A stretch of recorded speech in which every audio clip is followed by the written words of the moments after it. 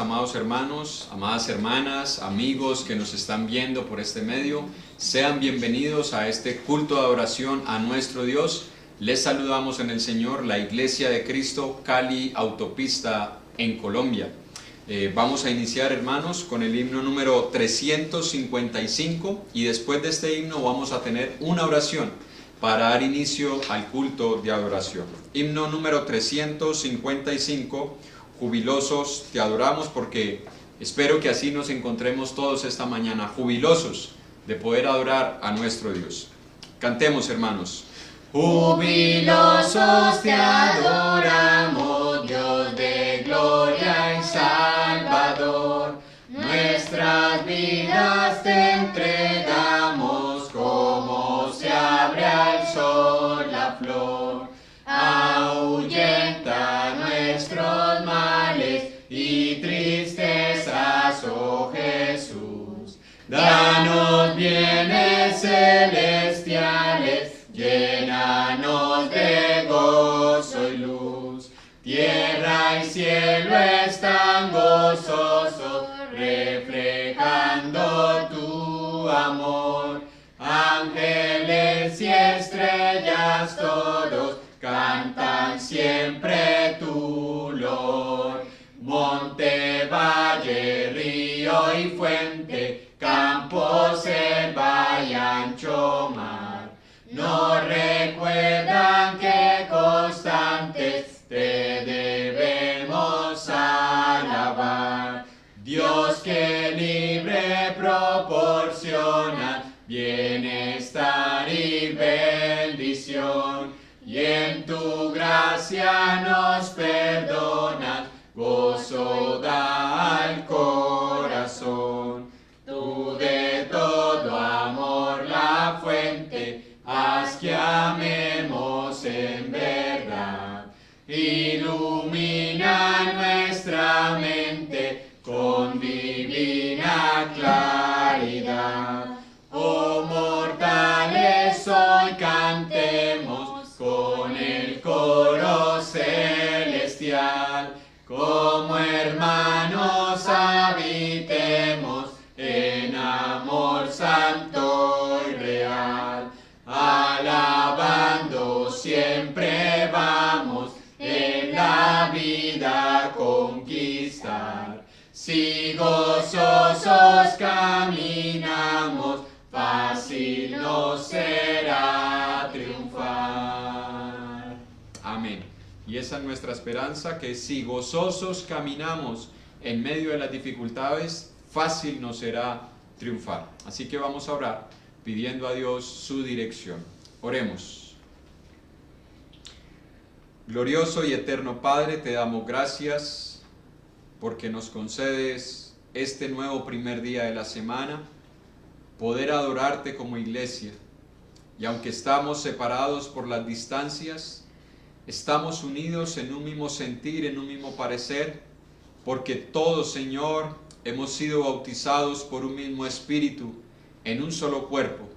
Y ese cuerpo es tu iglesia, que se encuentra, Señor, diseminada en estos días en todos los hogares, por todos los países del mundo, Señor, con quienes nos unimos para adorarte, para exaltarte y glorificarte, Señor.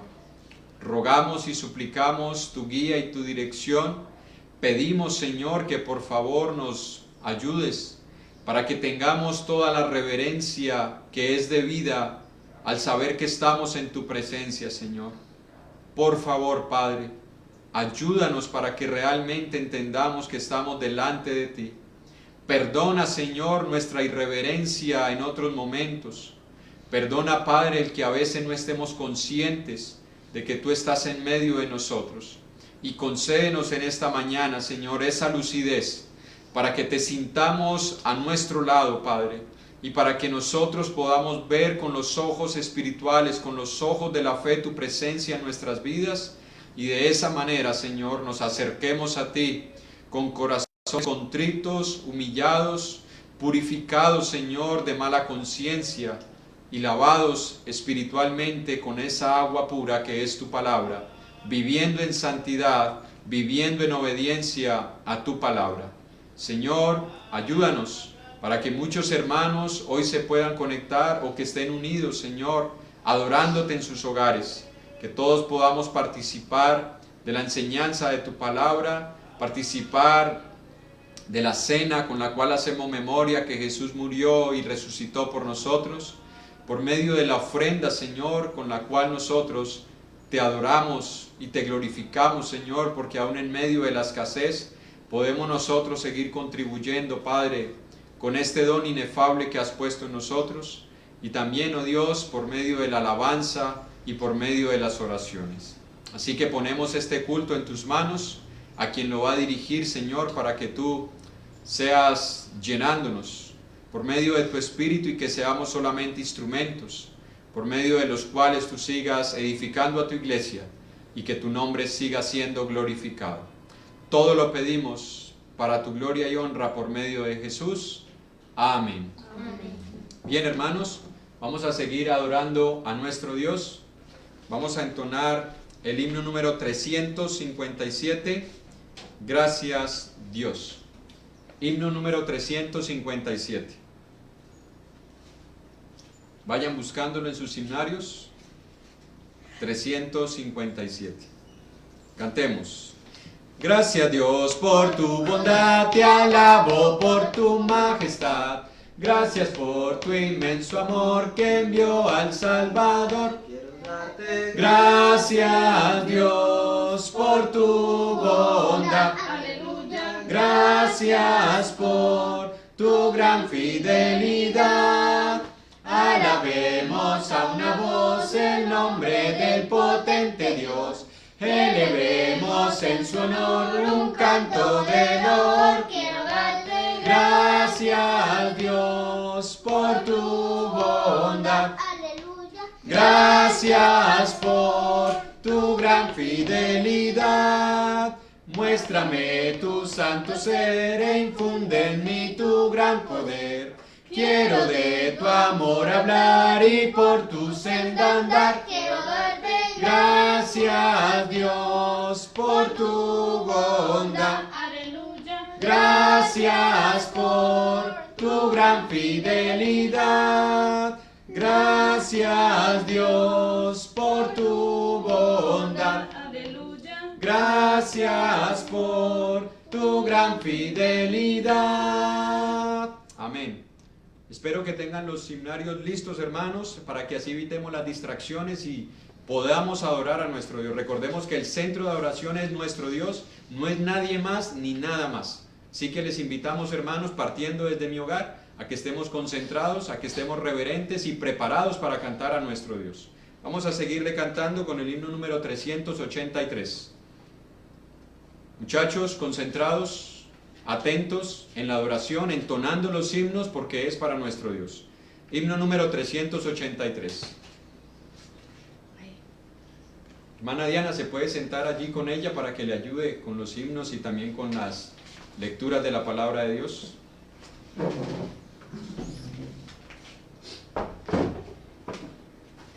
Si usted tiene invitados también en su hogar, hermano, siéntese al lado de ellos para que le ayude con las lecturas, para que le ayude a encontrar rápidamente los himnos y así podamos cantar. Himno número 383, Santo Señor. Cantemos. Santo Señor, Santísimo, solo tú eres digno de honor. Santo Señor, Santísimo, con todo mi corazón, te amo, Dios, mi Salvador. Santo y veraz, grande eres tú, Santísimo. Santo Señor, Santísimo, solo tú eres digno de honor. Santo Señor, Santísimo, con todo mi corazón, te amo, Dios, mi Salvador. Santo y veraz, grande eres tú, Santísimo. Te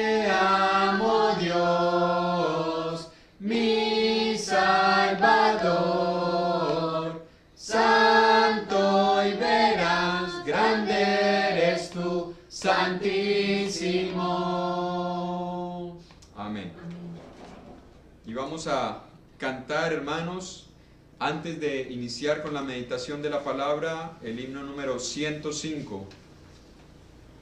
Grandes cosas Cristo ha hecho para mí. No sé cuántas cosas haya hecho Cristo para usted. Para mí ha hecho grandes cosas y es por eso que hoy le cantamos a nuestro Dios, adoramos a nuestro Dios, elevamos estos himnos de gratitud y también himnos con los cuales nosotros reconocemos su poder y su obra en nuestras vidas. Grandes cosas Cristo ha hecho para mí. Cantemos. Hallé un buen amigo, mi amado Salvador, contaré lo que Él ha hecho para mí. Hallándome perdido e indigno pecado, me salvó y hoy me guarda para sí. Me salva del pecado, me guarda de Satán, promete estar conmigo hasta el fin. Él consuela mi tristeza, me quita todo afán, grandes cosas Cristo ha hecho para mí. Jesús jamás me falta, jamás me dejará, es mi fuerte y poderoso protector.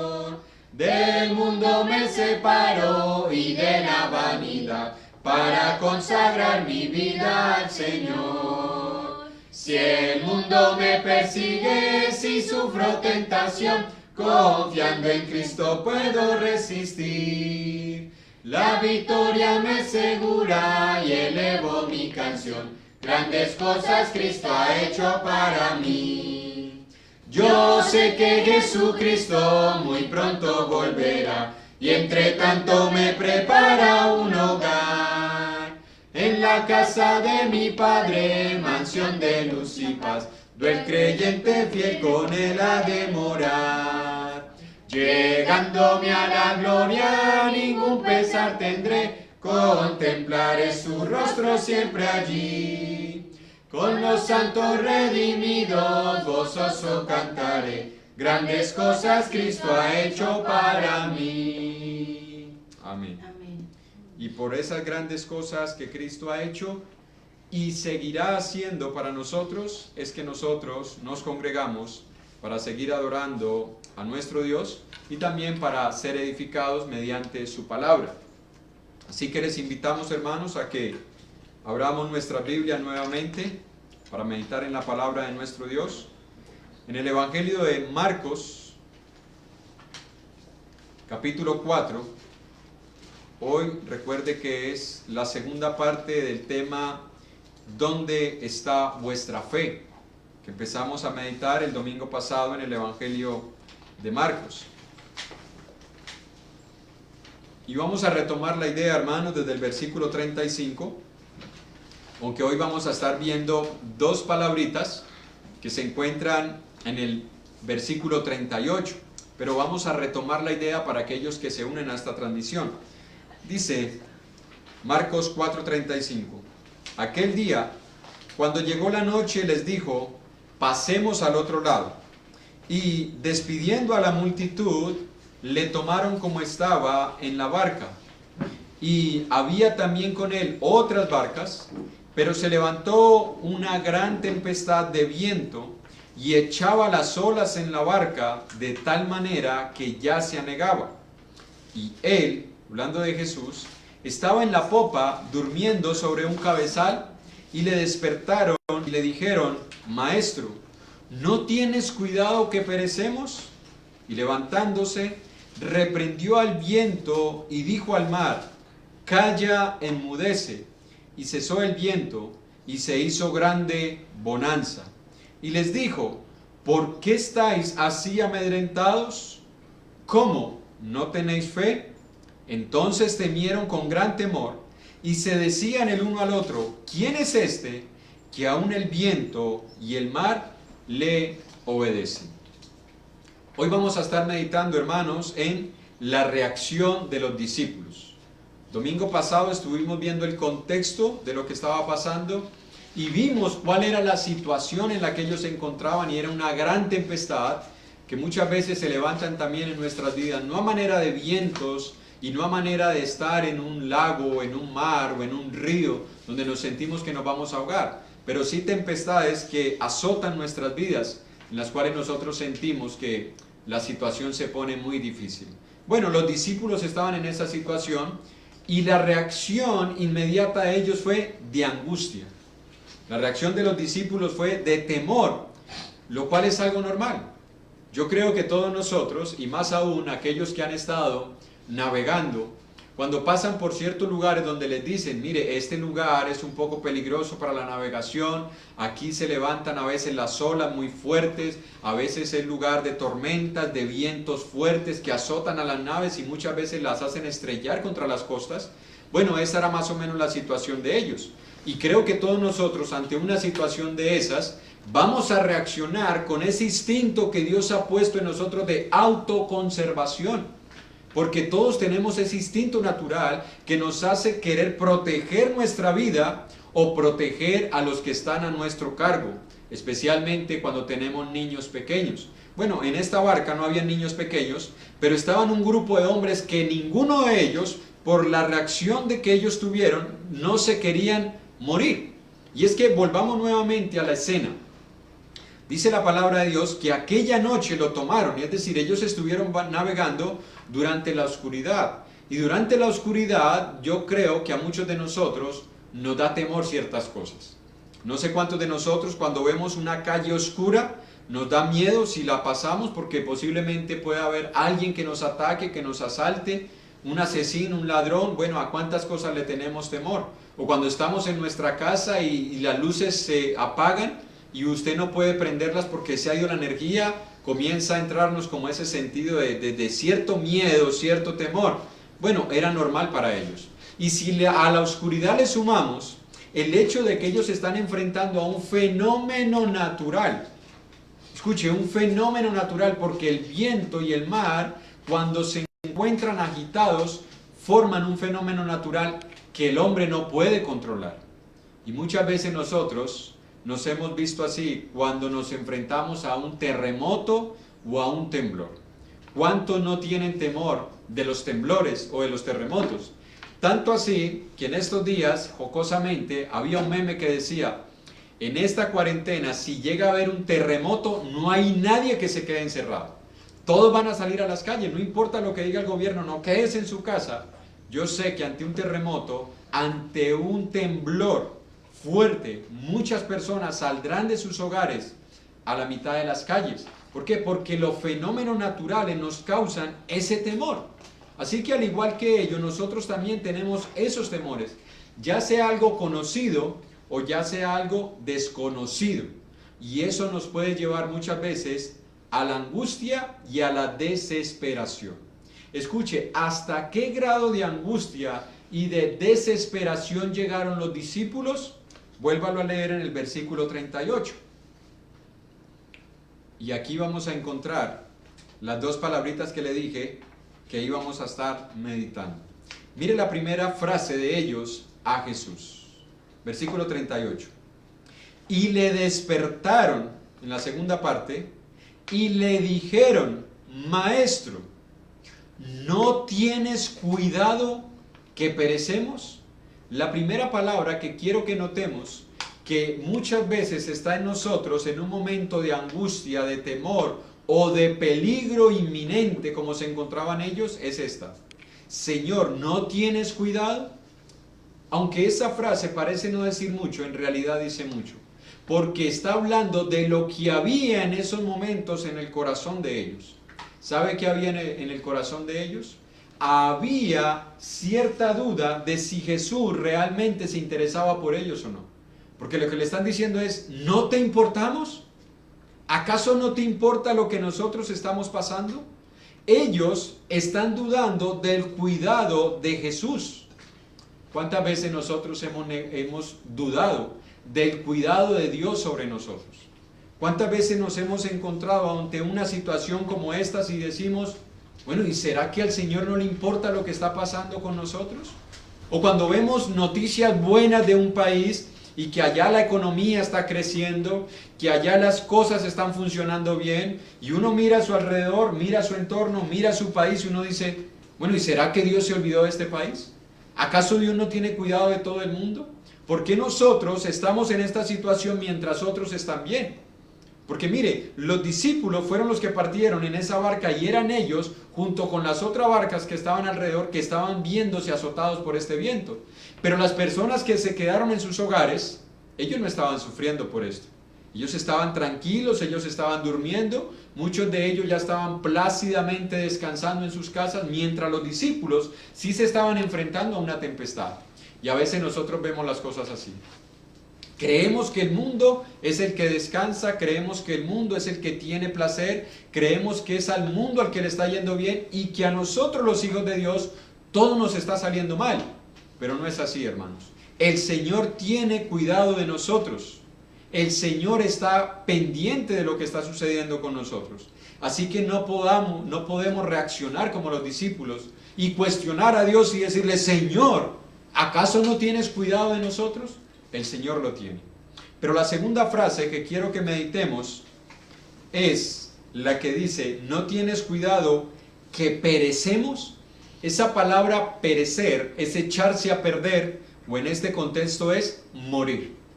Mire, ¿hasta qué grado de angustia habían llegado los discípulos? Al grado que sentía que iban a morir. ¿No tienes cuidado de que vamos a morir? La pregunta es, ¿quién no tiene temor de morir? Pero de nosotros, ¿quién no tiene temor de morir? Todos nosotros le tenemos temor a la muerte. Aunque hay personas que dicen, no, a mí no me importa morir, no me importa lo que pase con mi vida. Pero cuando llega ese momento donde ven a la muerte cara a cara, ahí es donde se dan cuenta que realmente hay temor a la muerte. Y todos nosotros, sin excepción, incluyendo los hijos de Dios, tenemos temor a la muerte. Tenemos temor a enfrentarnos a ese momento. Y es en esos momentos donde peligra nuestra vida, donde nosotros nos enfrentamos a una amenaza que es real, donde nosotros podemos llegar a reaccionar como reaccionaron los discípulos. ¿Podemos llegar a reaccionar así? No nos debe dar vergüenza de reconocerlo, que ante un temor, ante un peligro inminente, muchas veces nosotros reaccionamos como ellos, con angustia, con temores, con desespero, con incertidumbre o incluso hasta con dudas. De decir, bueno, si Dios está conmigo, ¿por qué permite que yo esté enfrentándome a esta situación?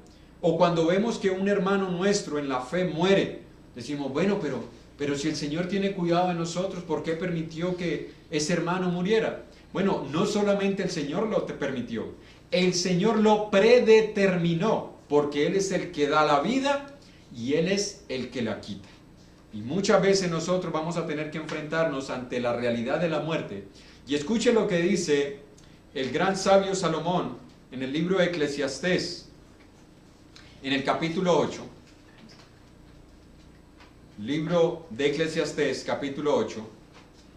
Mire lo que dice Salomón acerca de este suceso, que como él bien lo describe en este pasaje, un mismo suceso ha de acontecer a todos, a los ricos, a los pobres, a los que están sanos, a los que están enfermos, y él le incluye aún a los animales. Dice, porque tanto a los animales como a los seres humanos un mismo suceso ha de acontecer. Pero mire lo que dice en Eclesiastés capítulo 8, versículos 5 al 9. El que guarda el mandamiento no experimentará mal, y el corazón del sabio discierne el tiempo y el juicio. Porque para todo lo que quisieres hay tiempo y juicio, porque el mal del hombre es grande sobre él. Escuche esto, pues no sabe lo que ha de ser, y el cuándo haya de ser. ¿Quién se lo enseñará? No hay hombre, escuche, no hay hombre, aparte de Jesús, que no solamente era hombre, sino Dios. Y por eso él dijo, yo entrego mi vida y yo mismo la vuelvo a tomar. Porque era Dios. Y como Dios tenía esa potestad, no hay hombre que tenga potestad sobre el espíritu para retener el espíritu, ni potestad sobre el día de la muerte. Y escuche esto, no valen armas en tal guerra, ni la impiedad librará al que la posee. no valen armas en esta guerra. ¿En cuál guerra? En la guerra que tenemos contra la muerte. No hay armas que valgan. Es decir, que mañana se puede sacar ya la vacuna contra este virus que nos está atacando. Pero si Dios ha decidido llevarse a esa persona a su presencia, no hay armas que valgan. No hay nada que nosotros podamos hacer para evitar el hecho incontrovertible del día de nuestra muerte, porque lo que ha de ser, nosotros no lo sabemos. ¿Quién nos lo va a enseñar? Nosotros no lo podemos aprender de ningún ser humano. Es Dios quien nos enseña qué es lo que ha de ser. Y es Dios quien decide para cuándo a una persona le ha llegado el tiempo de partir de esta tierra. Debemos cuidarnos, debemos cuidarnos. Debemos usar todas las herramientas que Dios ha puesto a nuestra disposición. Para evitar el contagio lo debemos hacer. Porque Dios no nos enseña a ser imprudentes, a ser negligentes, a ser personas temerarias que tentamos a Dios. Señor, si tú eres mi Dios, tú me vas a cuidar, no importa si yo me expongo a este virus. No, Dios nos enseña a ser prudentes. Es el necio el que ve el mal y pasa y recibe el mal. Pero el sabio ve el mal y se aparta del camino. Y Dios nos enseña a ser sabios. Pero si Dios ha decidido llamarnos a su presencia, no necesitamos contagiarnos de un virus. Dios lo puede hacer no solamente de 1000 maneras, como hay un programa, 1000 maneras de morirse. Dios lo puede hacer en una infinidad de maneras para llamarnos a su presencia. Y no hay armas que valgan en tal guerra. ¿Sabe por qué? Porque ni usted ni yo, ni los médicos, ni nadie tienen potestad sobre el espíritu del hombre para retenerlo en el hombre. Esa potestad la tiene Dios, la tiene Jesús, porque en Mateo 28:18 dijo: toda autoridad y toda potestad me es dada en el cielo y en la tierra. Él tiene autoridad sobre las cosas que están en la tierra, sobre las cosas que están en los cielos. Él es el único que puede llamarnos a su presencia. Y por eso es que nosotros, cuando nos enfrentamos al hecho de la muerte, no lo veamos como algo que debemos evitar a toda costa. Veámoslo como una realidad para la cual debemos estar preparados. Porque desde el momento en que nosotros nacimos, hermanos, cerca de la muerte. Hay un poema que yo lo he relatado en otras ocasiones. Un poeta en una ocasión no sabía qué escribir ese día, salió caminando y mientras caminaba se encontró con una hermosa flor. Pero miren, se encontró con esa flor que estaba metida y había nacido dentro de un cráneo. Así que él se encontró a esa flor e inmediatamente le vino a la mente un poema. Y estas fueron sus frases. Qué desgracia y qué triste es tu suerte, le dijo a la flor. Al momento que naciste te encontraste con la muerte. Arrancarte es matarte, pero dejarte con vida es dejarte con la muerte. Hermanos, esa es la realidad del ser humano. Nosotros estamos cerca de la muerte día tras día. Desde el momento en que nacimos, lo único seguro que tenemos en esta vida es el hecho de la muerte. Así que no nos debe dar temor de la muerte, sino en qué condiciones vamos a morir. Y no me refiero a las condiciones clínicas, médicas, biológicas, económicas. No, me refiero a qué condición delante de Dios. Porque si una persona muere sin haberse reconciliado con el Señor, esa persona no estará eternamente en la presencia de Dios.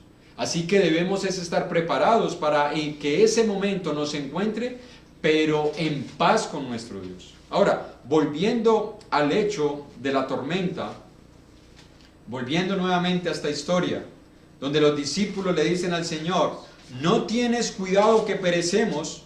No olvide que ellos están con Jesús en ese momento. Jesús estaba con ellos, pero ¿cómo estaba Jesús? Jesús estaba dormido en la popa. Y hay muchos que dicen: no, Jesús se hizo el dormido. Yo no creo que Jesús se haya hecho el dormido. Jesús no era una persona deshonesta. Jesús no era una persona mentirosa. Yo creo que Jesús estaba dormido y puede ser por dos razones. Una, la física. Jesús ese día había trabajado mucho. Jesús ese día había predicado. Jesús ese día había hecho milagros. Ya era de noche, ya era tarde. Y aunque muchos de nosotros pensemos: no, los predicadores les va bien, ellos solamente se paran frente a una cámara o se paran frente a un púlpito, dan una predicación, no hacen nada más. Hermanos, enseñar la palabra de Dios requiere preparación, requiere sacar un tiempo para meditar en la palabra, para organizar las ideas, para que sea Dios hablando. Y Jesús estuvo predicando la palabra, sanando personas, haciendo muchas obras, las cuales lo llevaron a que Él se sintiera cansado en su cuerpo, y esa puede ser una razón por la cual Él estaba durmiendo. Pero la segunda, hermanos, es que Jesús tenía paz, una paz que sobrepasa todo entendimiento, y a pesar de que el mar estaba agitado, y yo creo que la barca se movía de un lado al otro, había tanta paz en Jesús que eso no le trastornó el sueño. Yo no sé si nosotros nos hemos acostado a veces con una preocupación tan grande, tan fuerte en nosotros, que cualquier cosita, cualquier ruido, cualquier movimiento nos despierta, nos quita el sueño, nos desvela. Pero cuando nosotros tenemos paz, hermanos, el cuerpo y la mente están descansando completamente. Y en Jesús había eso. En Jesús había paz, y por eso Él podía descansar tranquilamente. Pero los discípulos no. Número uno, porque ellos eran los encargados de remar. Número dos, porque en ellos todavía no se había perfeccionado esa paz que sobrepasa todo entendimiento. ¿Cómo lo sabemos? Por la reacción de ellos. Porque la reacción de ellos fue, número uno, Jesús no tiene cuidado de nosotros. Número dos, nos vamos a morir. Escuche, Dios no está durmiendo en estos momentos. Dios no le está dando la espalda a esta situación por la que está atravesando todo el mundo, aunque a veces nosotros lo creamos, aunque a veces nosotros pensemos, bueno, Dios como que se olvidó de la tierra, Dios le dio la espalda a lo que está sucediendo aquí. No, no es así, aunque muchos de nosotros podamos llegar a pensarlo, y si usted lo ha pensado en algún momento, no se sienta mal, porque no es el único. En el libro de los Salmos, capítulo 44, versículo 23, Salmos 44, 23.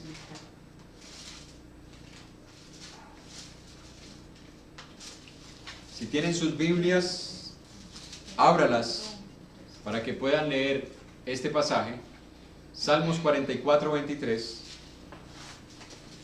al 26. Mire lo que dice el salmista. Y es curioso, ¿no? Porque él está escribiendo y son casi las mismas palabras que estos discípulos le dijeron a Jesús. Despierta, ¿por qué duermes, Señor?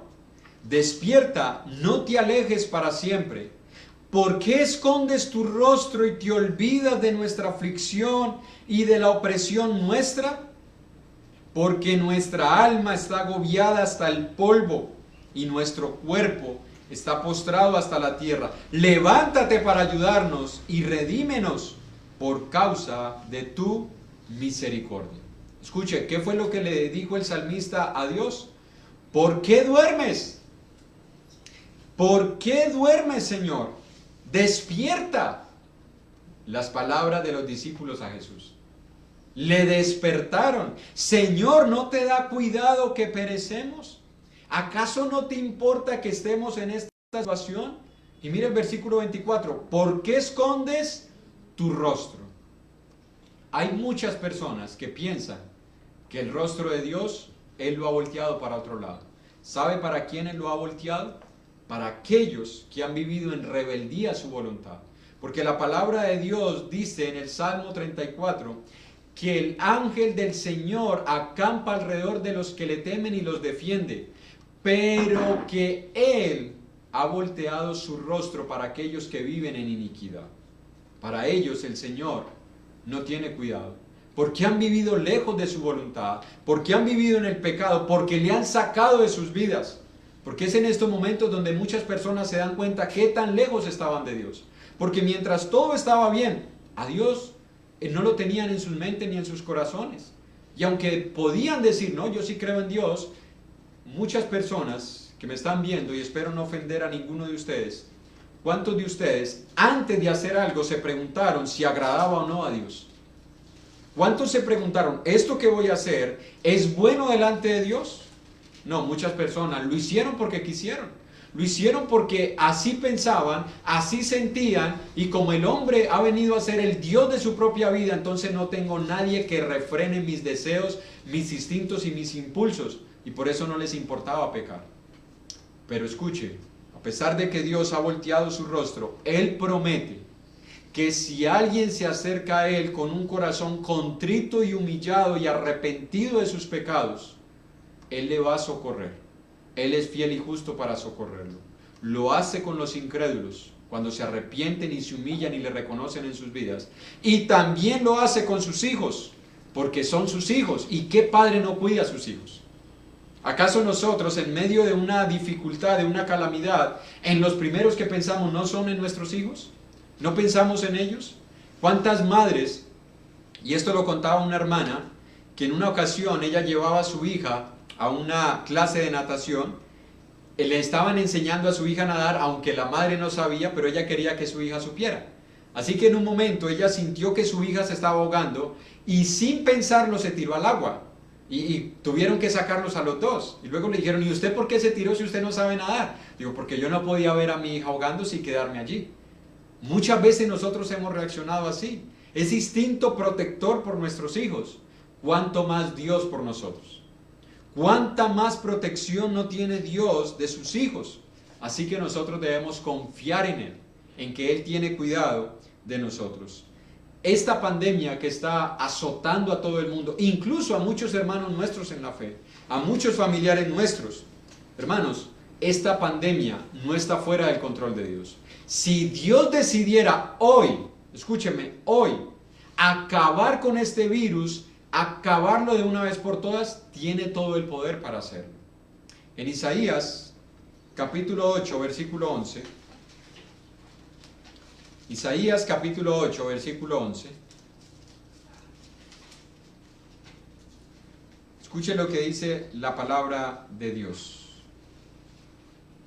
Porque Jehová me dijo de esta manera con mano fuerte, y me enseñó que no caminase por el camino de este pueblo diciendo, no llaméis conspiración a todas las cosas que este pueblo llama conspiración, ni temáis lo que ellos temen, ni tengáis miedo.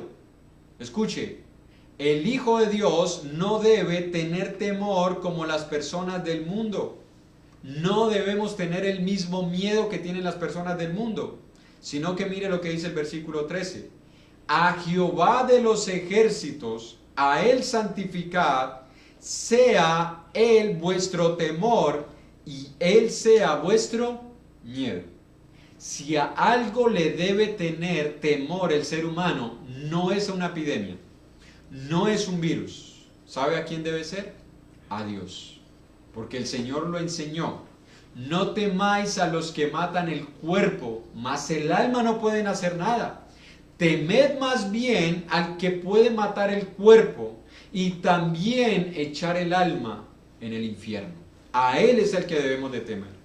No a lo que le pase a nuestro cuerpo, sino a lo que le pueda suceder a nuestra alma.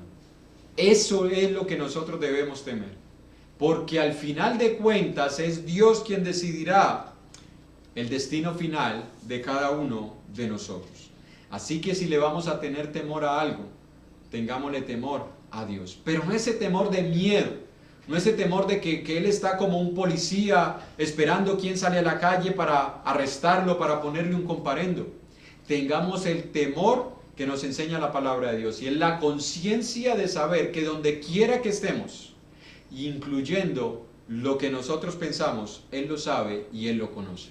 Vivamos con esa realidad. Donde quiera que yo esté, ahí está el Señor. Lo que yo esté viendo, el Señor está viendo lo que yo estoy viendo. Lo que yo esté escuchando, el Señor está escuchando lo que yo estoy escuchando. Y lo que yo diga, el Señor sabe lo que estoy diciendo. Y aun cuando no lo diga, y lo que esté pensando en mi corazón, el Señor lo conoce. El Señor sabe si en mi corazón hay rencores, hay amargura, hay enojos, hay iras, hay malicia, hay mentiras, hay engaños, hay resentimientos. El Señor conoce todo lo que hay en nosotros. Aun si nosotros no llegáramos a hacerlo literalmente, físicamente, delante de Dios es un pecado. Porque Él quiere que nosotros seamos santos en espíritu, alma y cuerpo. Muchas personas creen que lo que importa es solamente lo que hacemos. Y viven por eso vidas morales. Y dicen, bueno, yo no le hago mal a nadie, yo no le hago mal esto, yo no soy peor que otras personas. Pero hay un mandamiento que todos los seres humanos todos los días vivimos quebrantando. Y ese solo mandamiento nos condenaría a todos.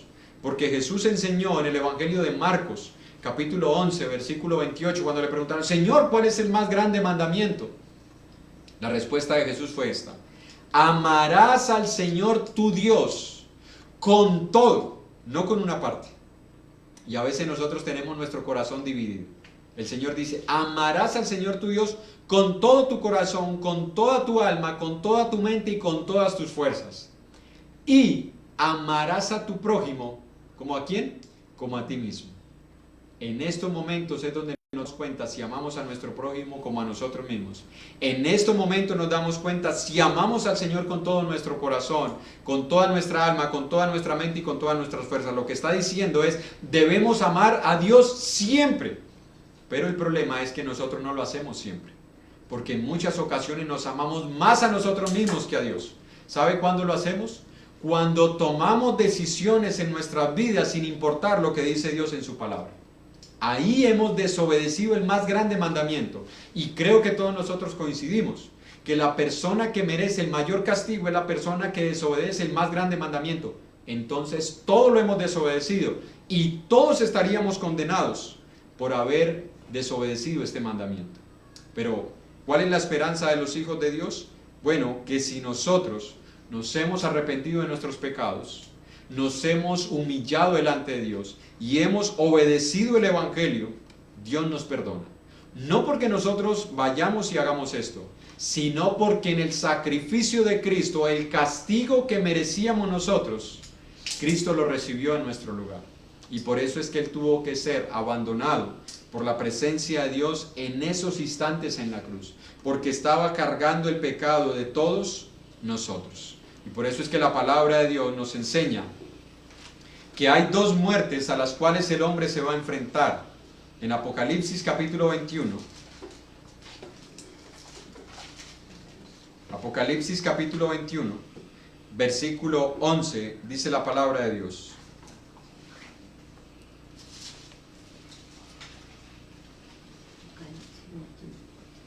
Perdón, 2:11. Apocalipsis 2:11.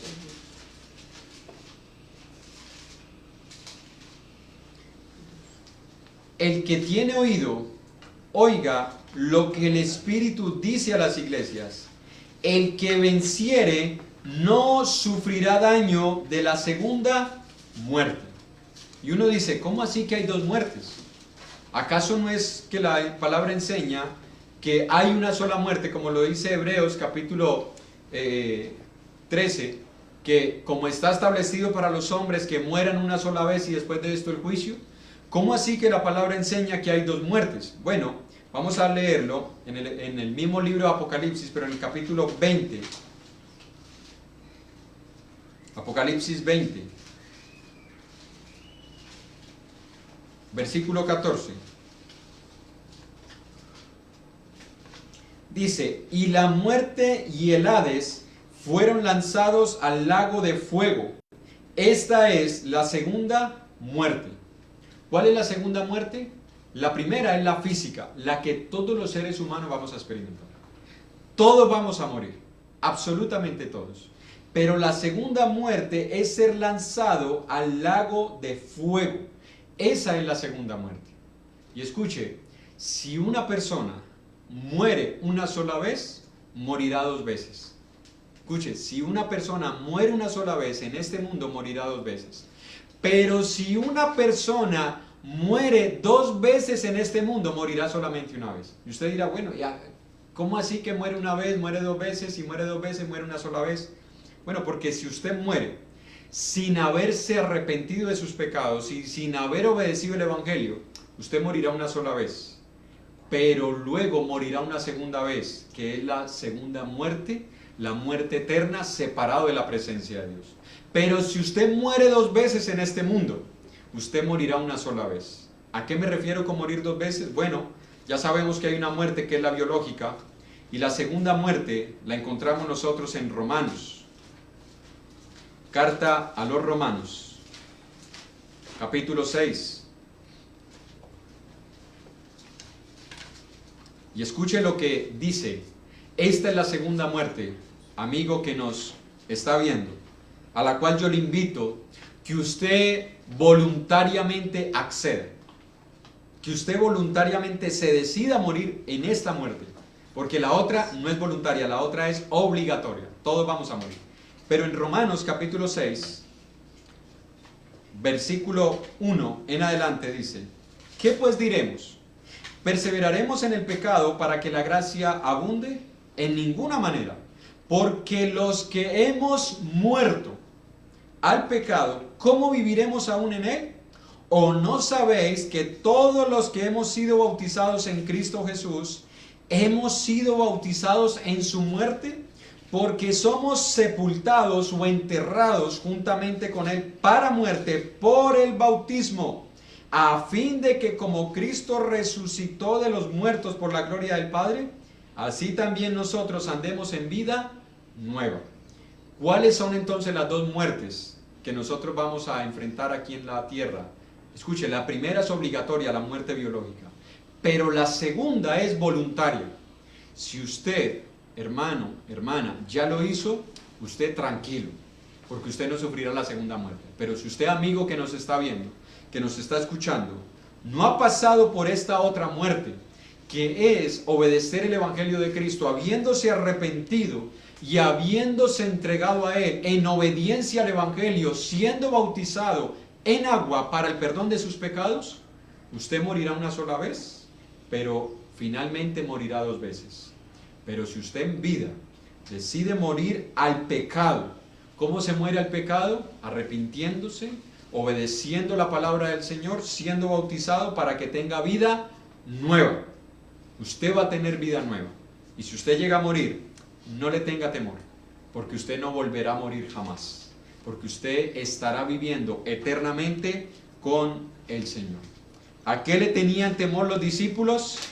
A la muerte. Señor, ¿no tienes cuidado que perecemos? Muchos de nosotros le tenemos temor, pero si ya hemos muerto con Cristo, en obediencia al Evangelio, hemos sido sepultados juntamente con Él por el bautismo, no debemos tenerle temor a la muerte, porque nosotros viviremos eternamente con Él. Y recuerde, la única manera de pasar de este mundo al Padre, ¿sabe cómo es? A través de la muerte, no hay otra manera. Muchas personas quieren ir al cielo, pero no se quieren morir. No es posible, a menos que el Señor regrese y que nosotros estemos vivos, como dice la palabra de Dios en 1 Tesalonicenses, que Él regrese y que muchas personas estén vivas. Todos vamos a ser transformados. Esas son las únicas personas que no gustarán la muerte, pero de resto todos nosotros la vamos a experimentar. Si queremos estar en la presencia del Señor, vamos a morir, pero si hemos muerto también con Él por el bautismo, no experimentaremos la segunda muerte. Espero, hermanos, hermanas, amigos que nos están viendo, que nos están escuchando, que esta palabra nos haya ayudado a colocar nuestra esperanza no en el mundo, no en lo que pueda pasar en los próximos días, sino en Dios que resucita a los muertos. Dios les bendiga, hermanos. Vamos a continuar adorando a nuestro Dios. Ahora lo vamos a seguir haciendo por medio de una alabanza antes de pasar a participar de la cena del Señor. El himno número 80, Dulce Consuelo. Himno número 80, Dulce Consuelo. Vamos a cantar, hermanos. En Jesucristo, mártir de paz, en horas negras de tempestad, hallan las almas dulces solaz, grato consuelo, felicidad. Gloria cantemos al Redentor, que por nosotros quiso morir.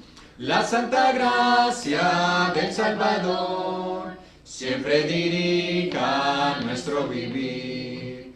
En los peligros, en el dolor, a cada paso su protección. Calma le infunde santo vigor, nuevos alientos al corazón. Gloria cantemos al Redentor, que por nosotros quiso morir. La santa gracia del Salvador siempre dirija nuestro vivir. Cuando en la lucha falte la fe y el alma siente desfallecer. Cristo nos dice, yo os colmaré de rica gracia, santo poder.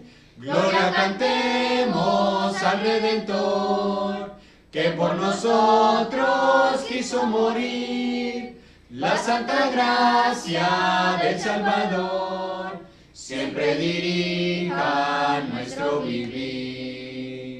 Amén.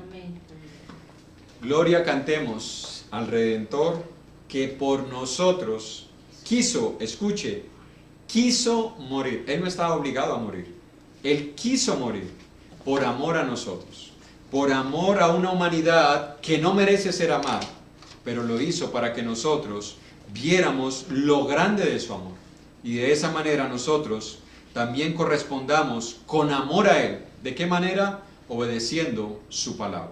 Así que en obediencia a su palabra vamos a participar de la cena del Señor. Nos lo enseña la primera carta a los Corintios. Pero antes de ir a la primera carta a los Corintios, yo quisiera que meditáramos en algo más. Y voy a hacer simplemente un pequeño recuento de lo que significa para nosotros ahora participar de la cena. Recuerde que la Pascua judía era una figura, una sombra del verdadero significado que era ahora el sacrificio de Jesús por nosotros. Los judíos celebraron la Pascua para que ellos recordaran que fueron sacados de la esclavitud de Egipto. Y si usted recuerda, veíamos hace unos días que Egipto significa pecado, significa el mundo de maldad, el mundo de tinieblas, la idolatría, la inmoralidad. Y Dios sacó al pueblo de Egipto y les dijo, mire, quiero que tengan por estatuto perpetuo esto, ¿qué? La Pascua, para que ustedes recuerden que con mano fuerte y poderosa Dios los sacó de Egipto. Ahora la iglesia del Señor participa de la cena porque nosotros también fuimos sacados del mundo de tinieblas, del mundo de pecado. Ya no celebramos con un cordero, con un animalito, sino que dice la palabra de Dios, ahí en 1 Corintios capítulo 5, porque es que ahora la iglesia del Señor participa de la cena.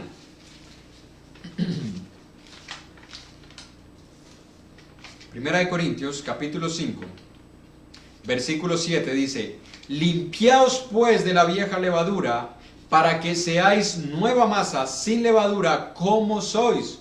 Escuche, porque nuestra Pascua, que es Cristo, ya fue sacrificada por nosotros. Escuche, antes se tenía que sacrificar un animalito, que era un cordero. Pero ya Pablo dice, ese cordero, como lo veíamos en la declaración de Juan, cuando presenta a Jesús y dice, he aquí el Cordero de Dios, que quita el pecado del mundo. Pablo dice, Cristo, que era ese cordero, que es nuestra Pascua, ya fue sacrificada por nosotros. ¿Por qué entonces la iglesia del Señor participa de la cena? Porque Cristo fue sacrificado por nosotros. Cristo es ese cordero pascual que quita el pecado del mundo. Dice el versículo 8, así que celebremos la fiesta.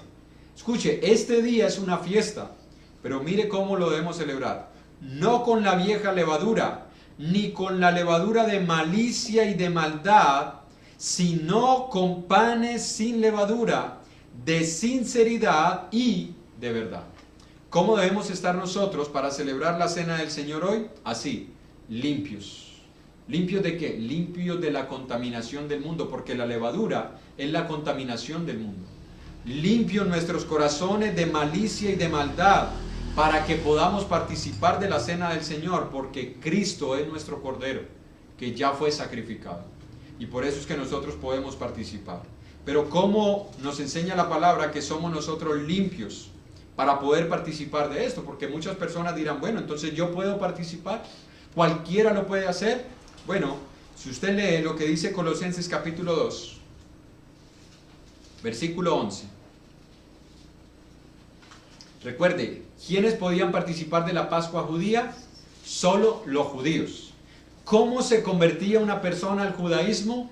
Cuando lo circuncidaban, cuando le cortaban una parte del prepucio de su miembro, que era una referencia del pecado. Cuando esa persona era circuncidada, era añadida al pueblo de Dios y podía participar de la Pascua, porque Dios lo enseñó en el Antiguo Testamento. Ningún extranjero, Ninguna persona de afuera puede participar de la Pascua. Y si quiere participar, tiene que ser circuncidado. Si no, no podía participar. Y si participaba, pesaba sobre él la pena de muerte. Escuche, podía morir esa persona si participaba de la Pascua sin haber sido circuncidado. Pero recuerde, eso era para la ley judía. ¿Cómo es entonces que ahora las personas pueden participar de la cena del Señor? ¿Quiénes pueden participar de la cena? Colosenses 2:11. Dice, en él también fuisteis circuncidados, con circuncisión no hecha a mano, al echar de vosotros el cuerpo pecaminoso, carnal en la circuncisión de Cristo.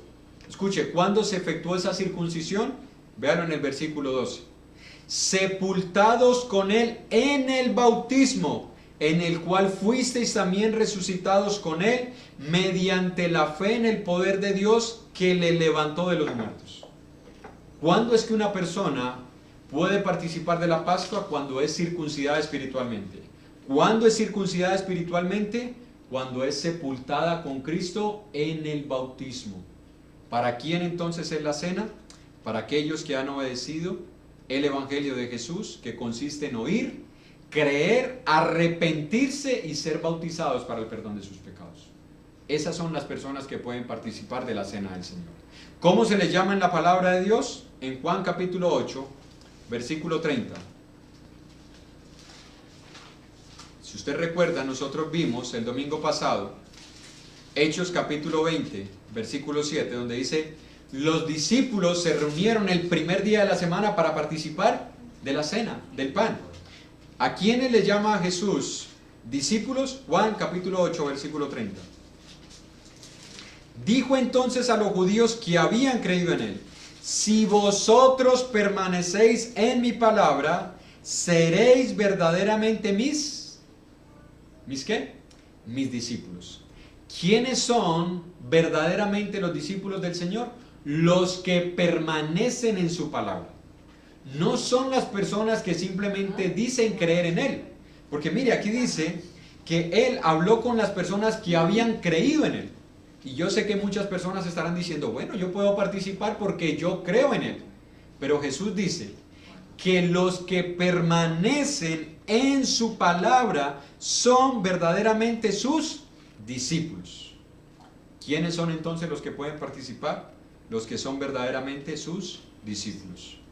Hermano y hermana, ¿es usted un verdadero discípulo del Señor? Amigo que nos está viendo, que nos está escuchando, ¿considera que usted es un verdadero discípulo del Señor y que por eso usted merece el privilegio? ¿Porque es un privilegio participar de la cena? ¿Cree usted que lo merece? Porque si usted todavía no está seguro, la palabra del Señor nos enseña en 1 Corintios 11, versículo 28. 1 Corintios 11, 28. Por tanto, pruébese cada uno a sí mismo y coma así del pan y beba de la copa.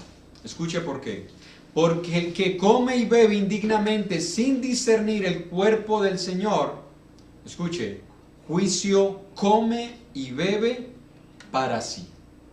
Si usted no está seguro que es un verdadero discípulo del Señor y usted aún así participa de la cena, usted no recibe ningún beneficio. Usted come y bebe juicio para usted mismo. Porque participar de la cena, aunque es un acto material y aunque no parezca tener mucha importancia, en ese momento nosotros estamos participando del sacrificio de Cristo. Y eso no es cualquier cosa. No es cualquier cosa, amado hermano, amada hermana, amigo. No es cualquier cosa. Eso es tan grande que la palabra nos dice que si nosotros no estamos seguros, estamos comiendo y bebiendo juicio. Así que debemos examinarnos a cada uno de nosotros para estar seguros de estarlo haciendo como el Señor lo enseña en su palabra. Así que vamos a participar. Dice primera carta a los Corintios 11:23. Porque yo recibí del Señor lo que también les he enseñado, que el Señor Jesús la noche que fue entregado tomó pan y habiendo dado gracias lo partió y dijo: tomad, comed, esto es mi cuerpo, que por vosotros es partido. Haced esto en memoria de mí.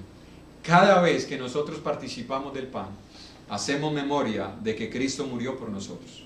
Pero no solamente cuando participamos del pan, todos los días debemos hacer memoria de que el Señor murió por nosotros. Pero hoy lo hacemos por medio del pan, con el cual recordamos que el cuerpo del Señor Jesús fue entregado por nosotros en una cruz para cargar sus pecados y mis pecados. Así que vamos a orar pidiendo la bendición de Dios sobre este pan. Oremos. Glorioso y santo Señor, te damos gracias porque no solamente alimentas nuestro ser interior con tu palabra, sino que también lo nutres por medio de participar de esta cena. Porque cada vez que participamos de ella, Padre, en nosotros se afianza más esas convicciones que tenemos, que Cristo murió por nuestros pecados, no para que nosotros sigamos viviendo en ellos, sino para que ahora vivamos para tu gloria, para tu honra. Que lo hagamos, Señor, por eso examinándonos, probándonos a nosotros mismos. No sea, Padre, que estemos comiendo y bebiendo juicio. Así que pedimos tu guía y tu dirección, y que por medio de tu palabra abra los ojos de nuestro entendimiento, Señor, y que podamos ver lo grande, lo importante y lo trascendente que es participar cada primer día de la semana del cuerpo de nuestro Señor Jesús, por medio de este pan, por el cual pedimos tu bendición, Señor, porque aunque es algo material, por fe, Señor, creemos que estamos siendo partícipes del sacrificio de Jesús por nosotros. Ayúdanos para que nuestra mente gire en torno solamente a lo que Él padeció por nosotros en esa cruz. Y de esa manera, Señor, lo hagamos con reverencia, con concentración, y que toda nuestra atención esté puesta solamente en este momento y en este acto. Lo pedimos todo en el nombre de Jesús. Amén. Amén. Pueden participar, hermanos, de la cena del Señor.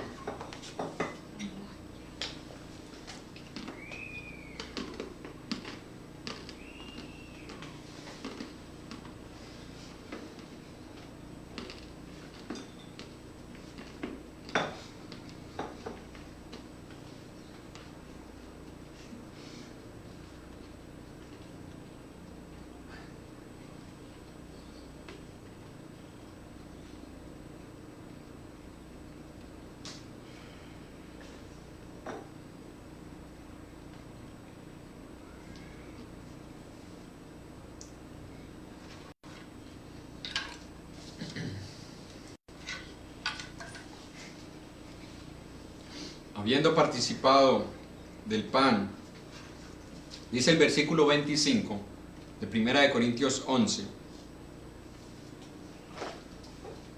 Asimismo, tomó también la copa después de haber cenado, diciendo: Esta copa es el nuevo pacto en mi sangre. Hagan esto todas las veces que la bebiereis en memoria de mí. Así pues, todas las veces que comiereis este pan y bebiereis esta copa, la muerte del Señor anunciáis hasta que Él venga. Y es por eso que nosotros participamos también del jugo de uvas, con el cual nosotros hacemos memoria de la sangre de Jesús, porque en esa sangre se selló el nuevo pacto, el cual ahora nosotros hacemos parte de él. Así que vamos a participar del jugo de uvas. Oremos. Glorioso y eterno Padre, al igual que lo hizo nuestro Señor Jesús, al participar del pan y al participar de la copa pidiendo tu bendición, nosotros lo hacemos de la misma manera, Padre. Así que pedimos que por favor bendigas el contenido que vamos a beber, Padre, que es el jugo de uvas, con el cual hacemos memoria de que la sangre pura, santa de Jesús fue derramada en una cruz para el perdón de nuestros pecados, para lavarnos de ellos, para purificar un pueblo santo, celoso de buenas obras, para podernos dar libertad, para entrar hasta tu presencia y tener un lugar en la mesa como miembros de tu familia. Así que bendice esta copa, Señor, y a los que participamos de ella, para que cada día lo hagamos con más reverencia, con más discernimiento, para que cada día nos examinemos, Señor, y que de esa manera podamos recibir todas las bendiciones espirituales que vienen a nuestra vida cada vez que participamos de esta cena. Lo pedimos todo en el nombre de Jesús. Amén.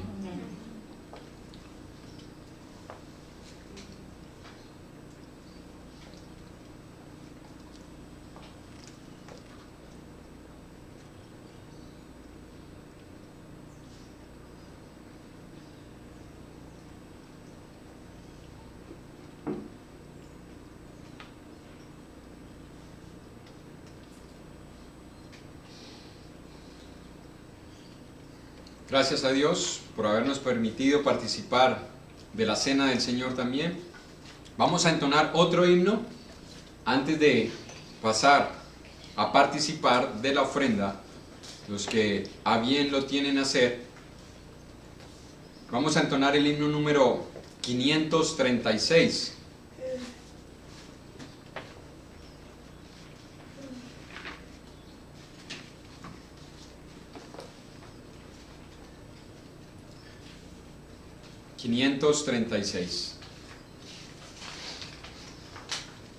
Cantemos. Eres tú la única razón de mi adoración, oh Jesús. Eres tú la esperanza que anhelé tener, oh Jesús.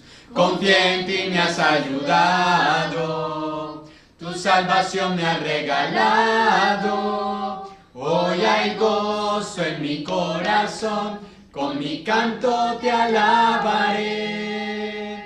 Te alabaré, te glorificaré, te alabaré, mi buen Jesús. Te alabaré, te glorificaré, te alabaré, mi buen Jesús. Eres tú la única razón de mi adoración, oh Jesús. Eres tú la esperanza que anhelé tener, oh Jesús. Confié en ti, me has ayudado, tu salvación me ha regalado. Hoy hay gozo en mi corazón, con mi canto te alabaré. Te alabaré, te glorificaré, te alabaré, mi buen Jesús. Te alabaré, te glorificaré, te alabaré, mi buen Jesús. En todo tiempo te alabaré, en todo tiempo te adoraré, te alabaré, te glorificaré, te alabaré, mi buen Jesús. Amén. Y eso es lo que hacemos en todo tiempo, no solamente en tiempos de alegría, de felicidad, donde todas las cosas nos van bien.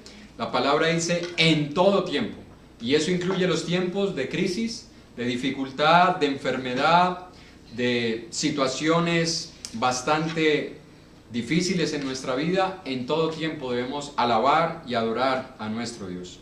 Y una de las cosas que nosotros debemos hacer también en todo tiempo, hermanos, es participar de la cena del Señor. Y dice la primera carta, segunda carta a los Corintios, segunda carta a los Corintios, capítulo 8. Y creo que muchos de ustedes vieron este mensaje el día de ayer que se difundía por los diferentes grupos de la Iglesia del Señor vía WhatsApp. Y yo quiero que lo lea, hermano, para que nos demos cuenta que así como alabamos y adoramos a Dios en todo tiempo, también no hay motivo para dejar de ofrendar en todo tiempo. Dice la palabra de Dios: asimismo, hermanos, les hacemos saber la gracia de Dios que se ha dado a las iglesias de Macedonia, que en grande prueba de tribulación, la abundancia de su gozo y su profunda pobreza abundaron en riquezas de su generosidad. Pues doy testimonio de que con agrado han dado conforme a sus fuerzas, y aún más allá de sus fuerzas, pidiéndonos con muchos ruegos que les concediésemos el privilegio de participar en este servicio para los santos. ¿Cuál es el servicio? La ofrenda. Escuche, ¿en qué tiempo se encontraban estas iglesias de Macedonia? Versículo 2. En grande prueba de tribulación.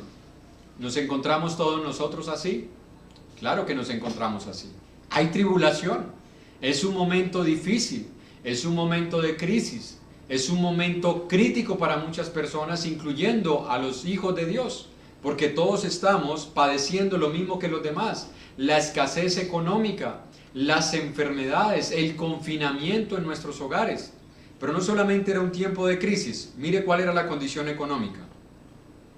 La abundancia de su gozo y su profunda pobreza. Escúcheme, no solo eran pobres, eran profundamente pobres. Y yo quiero explicarle cuál es la diferencia entre un pobre y uno profundamente pobre. El pobre de la época era la persona que tenía solamente el sustento diario.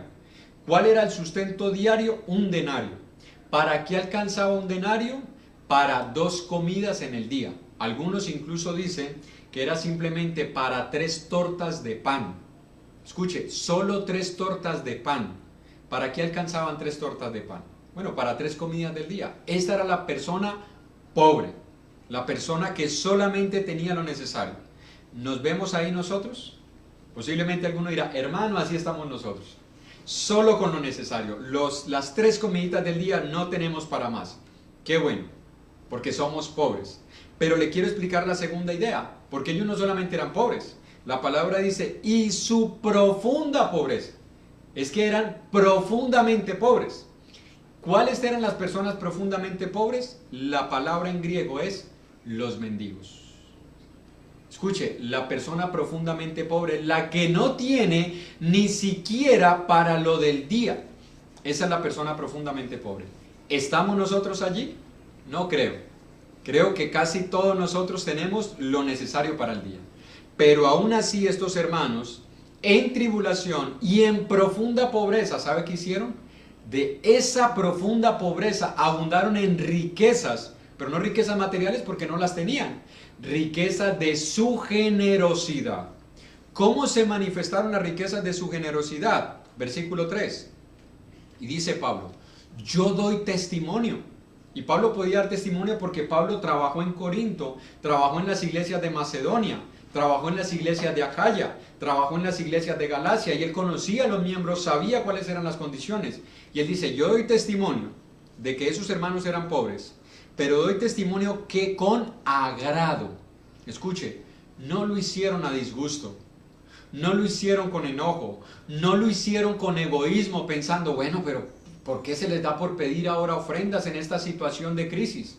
No, hermanos, ellos lo hicieron con agrado. Quisieron agradar a Dios participando de la ofrenda. Y dice, doy testimonio de que lo hicieron con agrado, dando conforme a sus fuerzas, es decir, conforme a lo que tenían, pero no solamente a eso, y más allá de sus fuerzas. Y escucha el versículo 4, pidiéndonos con muchos ruegos. Es decir, Pablo no les rogó a ellos que ofrendaran, ellos rogaron que les permitiesen ofrendar. Qué diferencia en nuestros días, ¿no? Triste y lastimosamente, nosotros nos encontramos así. Somos egoístas, somos ególatras, pensamos solamente en nuestras necesidades y no vemos que hay personas más necesitadas que nosotros y que por medio de estas ofrendas ellos pueden ver suplidas sus necesidades. Y es por eso que ellos le dijeron, Pablo, por favor, te lo rogamos, permítenos ofrendar. Y dice, con muchos ruegos que les concediésemos ¿el qué? Privilegio. Escuche, esto no es un acto que nos debe causar a nosotros molestia, fastidio, o que llega un momento en el que decimos, por eso es que no me gusta ir a las iglesias, porque todas piden plata. No, para nosotros es un privilegio participar en este servicio. ¿Sabe por qué? Porque esto sirve para suplir las necesidades de los mismos miembros de la iglesia del Señor. Y por eso es que dice más adelante en el versículo 14, versículo 12, en adelante dice, porque si primero hay la voluntad dispuesta, y espero que eso sea lo que haya en nuestros corazones, una voluntad dispuesta, será acepta según lo que uno tiene, no según lo que no tiene. Escuche, Dios no está viendo el billete, el valor, los números, la cantidad. Dios no está viendo eso. Dios está viendo si hay mi voluntad dispuesta. De esa manera será acepta, no según lo que uno no tiene, sino según lo que uno tiene. Porque no digo esto para que haya para otros holgura, es decir, que unos tengan lo necesario, y para otros estrechez, es decir, que otros estén pasando necesidad, sino para que en este tiempo, con igualdad, la abundancia vuestra, que puede ser la de muchos de nosotros, supla la escasez de ellos. ¿De quiénes? De los que están pasando por una situación más difícil que la nuestra. Para que también la abundancia de ellos, en otro momento, ellos van a tener abundancia, supla la necesidad nuestra, porque nosotros podemos pasar por una necesidad, para que haya igualdad. ¿Qué es lo que quiere el Señor? Hermano y hermana, que por medio de la ofrenda nosotros podamos suplir las necesidades de aquellos que están en condiciones más difíciles que las nuestras. Si hoy tenemos lo necesario, no pensemos, bueno, esto es lo que tengo para mí, esto es lo que tengo para hoy, lo voy a guardar. Pensemos en ese otro que no tiene lo necesario y compartámosle, porque en otro momento ese otro o otros van a compartir de lo que Dios le da a ellos con nosotros. Para eso es que nosotros participamos de la ofrenda. Y quiero terminar con un pasaje en Éxodo capítulo 35, porque este principio se ha mantenido durante todo el tiempo que el pueblo de Dios ha estado en la tierra. Primero fue el pueblo judío y ahora es el pueblo de Dios, la iglesia del Señor. Éxodo 35, versículo 20 al versículo 22 dice la palabra del Señor.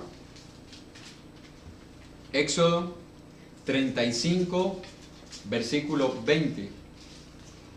Recuerde que es el segundo libro del Antiguo Testamento, segundo libro de la Biblia.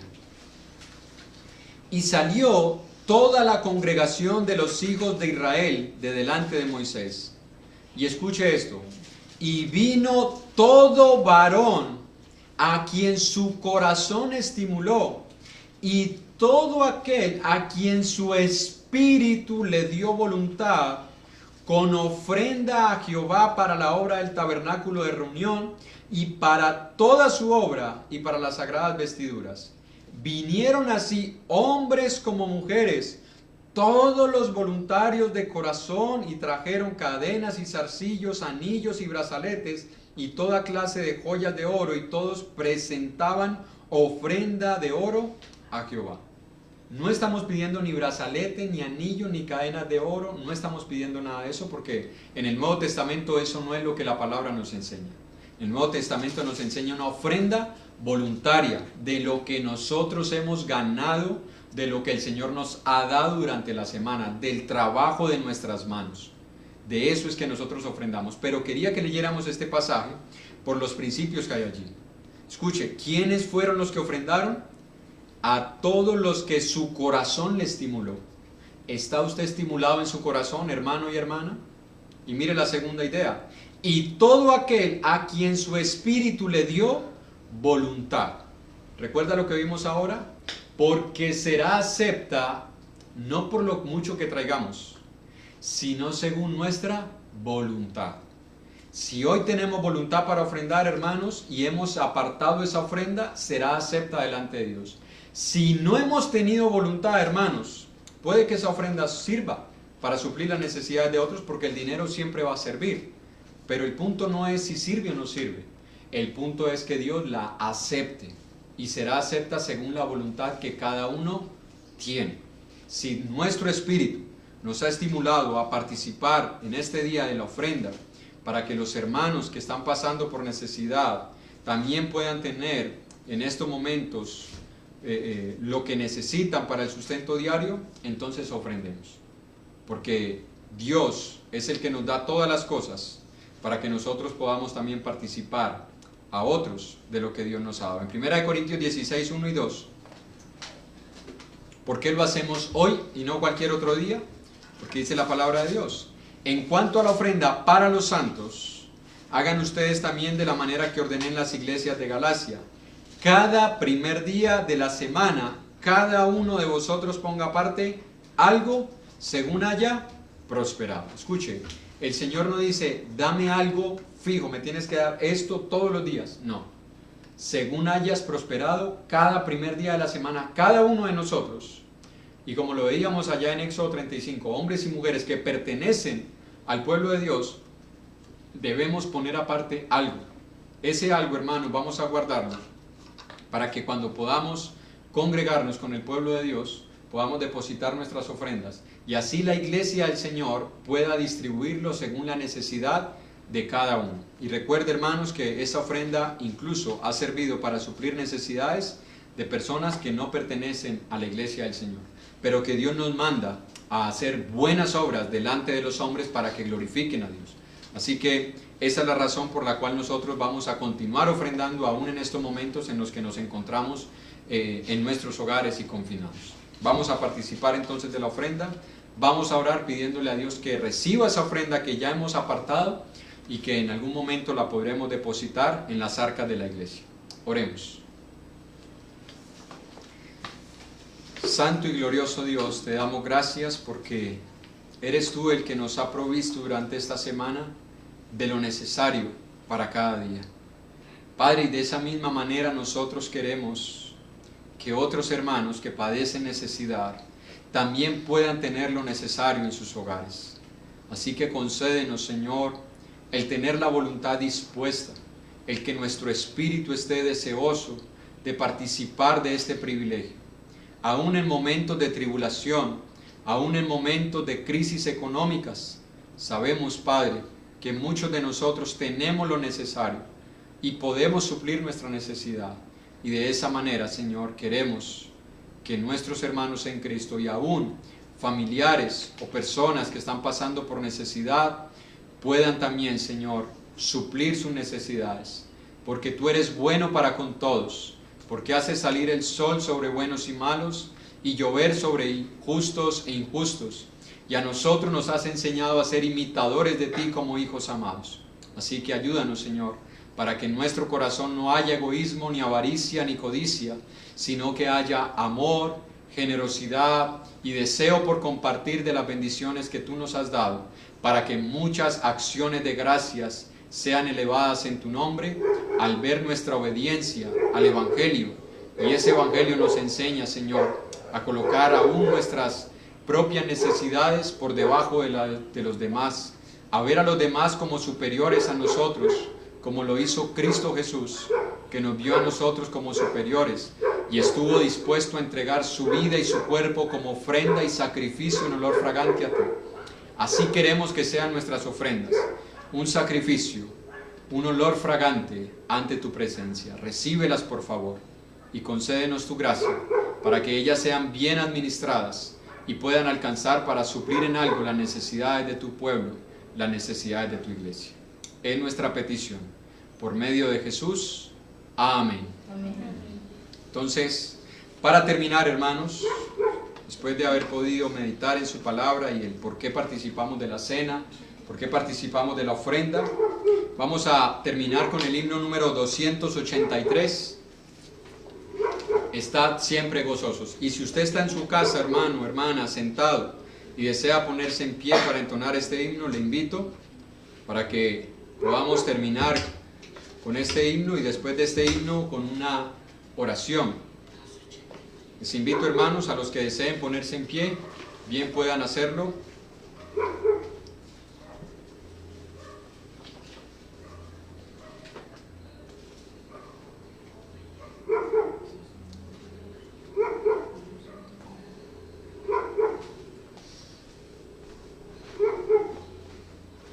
Vamos a cantar.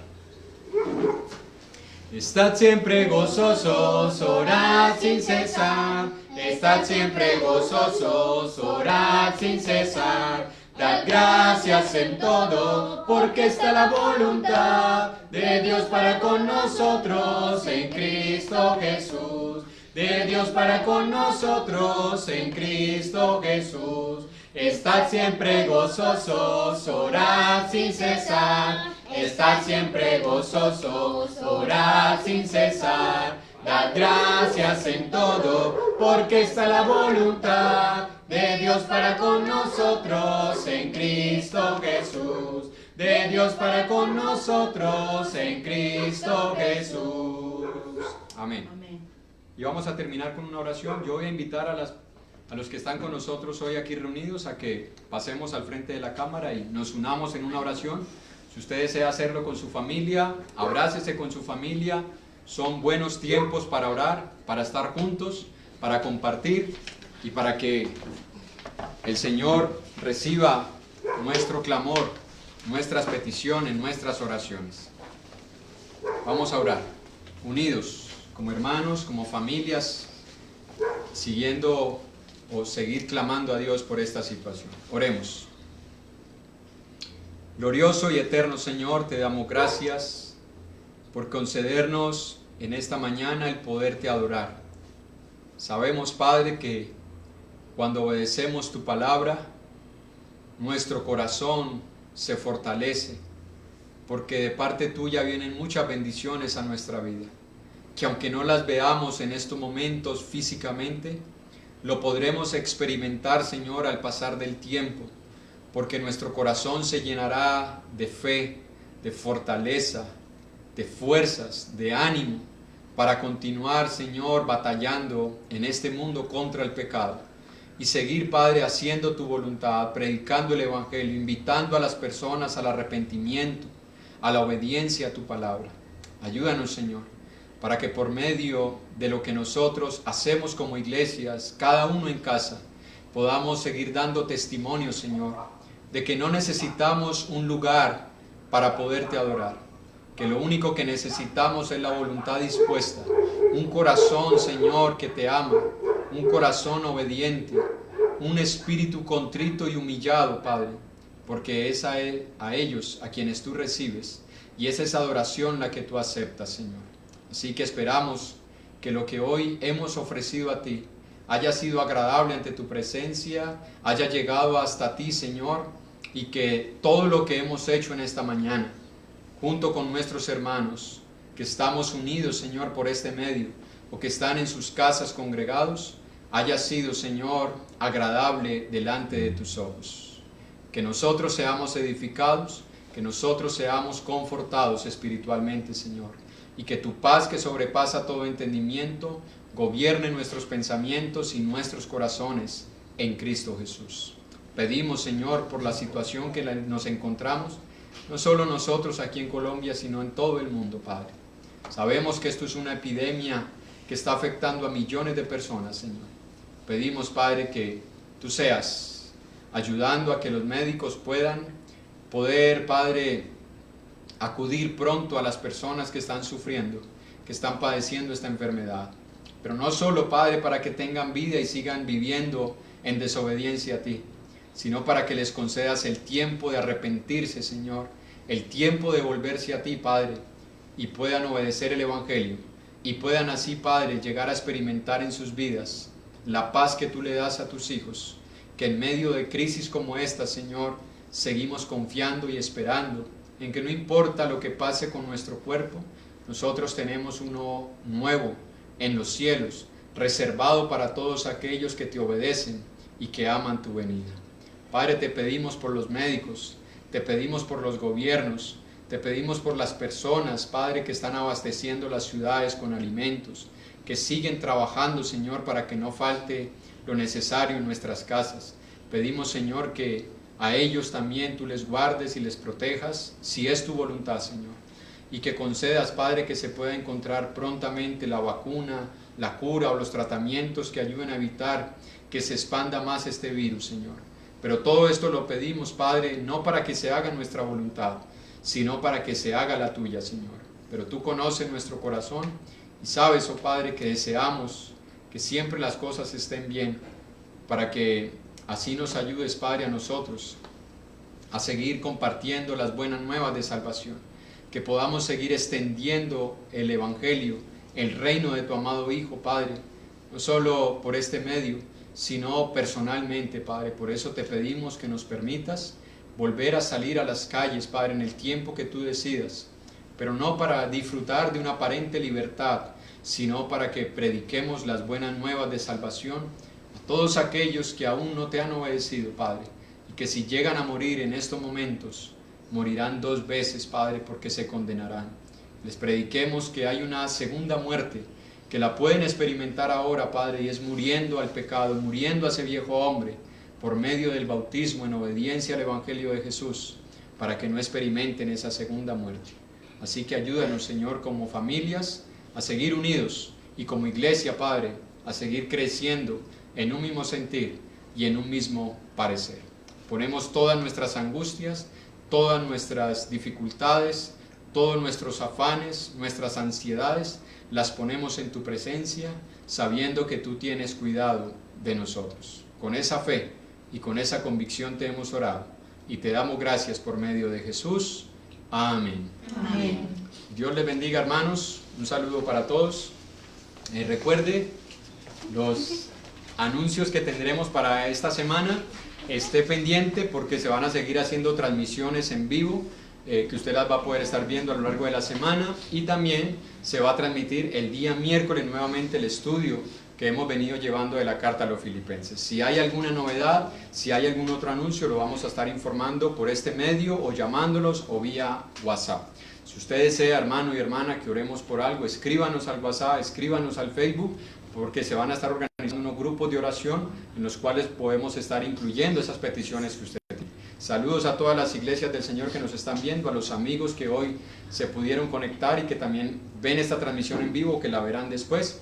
Dios les continúe bendiciendo, y si quiere saber algo más acerca de las buenas nuevas de salvación, del Evangelio de Jesús que puede perdonar sus pecados, acérquese a un hermano, escríbale a un hermano y con gusto estaremos allí para ayudarle, y que por medio de la palabra podamos seguir conociendo a Dios, conociendo a Jesús, que es el único que nos puede llevar al Padre. Dios les continúe bendiciendo, hermanos, que tengan un resto de día bendecido por el Señor.